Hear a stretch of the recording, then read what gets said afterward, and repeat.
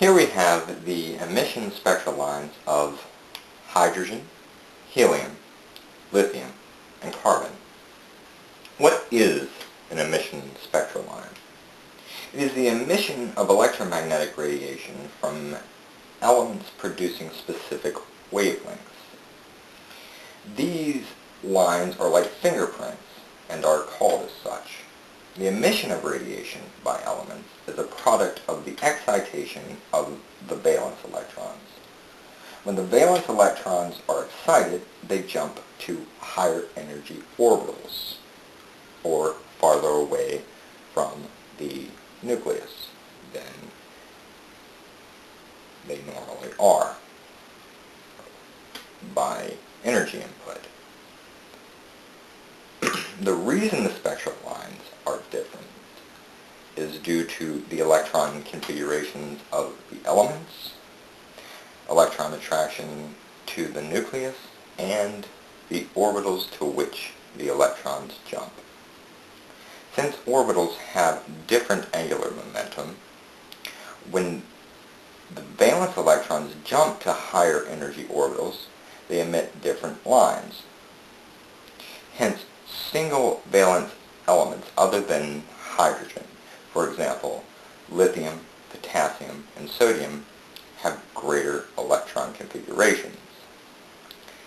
These larger elements electrons can jump to orbitals with more elaborate angular momentum.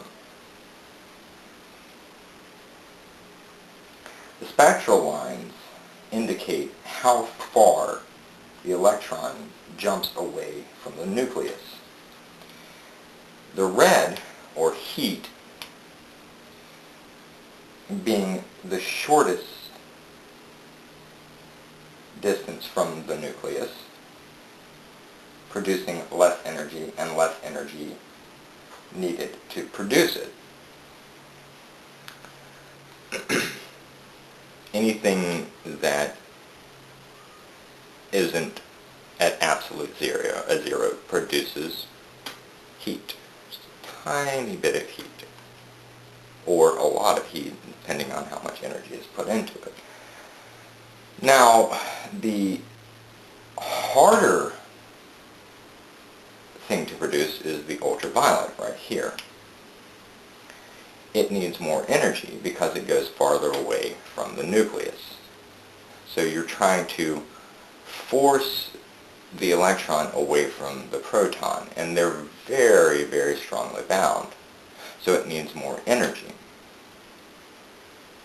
And through potential energy and kinetic energy, it will of course produce more energy. The farther away something is, the more energy it will produce, or the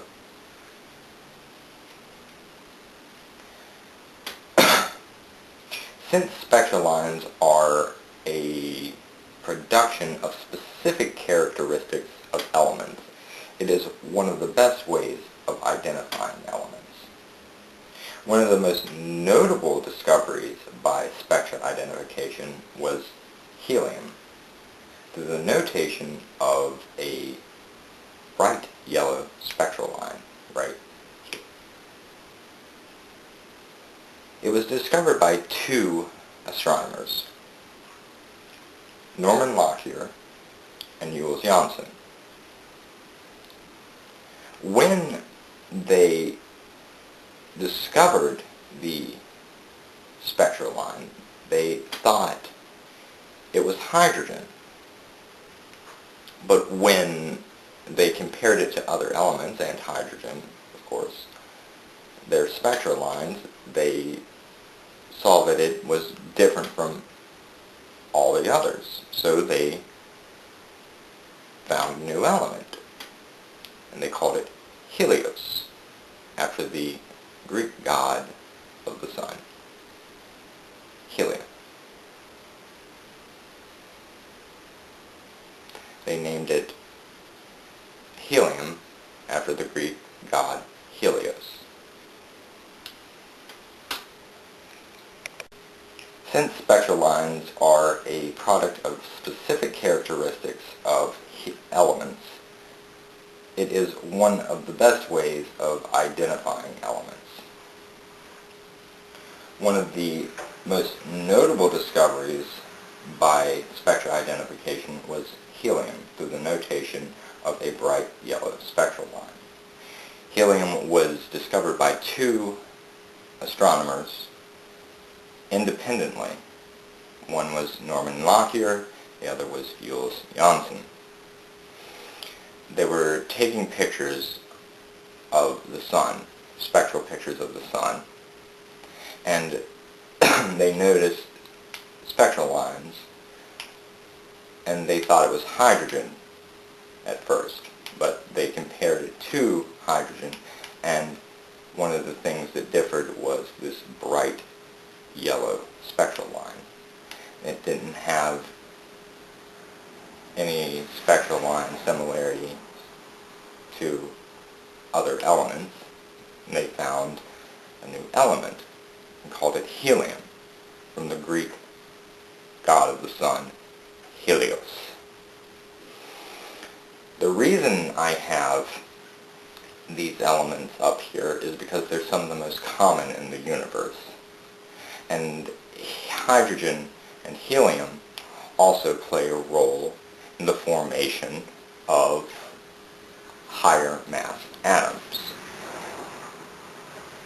And that will be on a new subsegment of this part. That will be on the next subsegment of this part. It is generally accepted by the scientific community that the basic molecules methane, water, carbon dioxide, and hydrogen cyanide are the monomers for the molecules of life on Earth, therefore life elsewhere. Since we are social and curious creatures, we want to know if life is on other planets and even on moons of giant planets. The way we find out if these other planets and planet-like moons have the basic molecules for the formation of life is by infrared spectroscopy. Since heat is easier to produce, infrared is a more sensitive way of detecting molecules. The infrared spectra is relative to the vibrations specific to the molecular structure and the molecular bond strength. The molecular structure limits how the molecule can vibrate, or what is called degrees of freedom. The bond strength of the molecule dictates how fast the molecule can vibrate, or its frequency.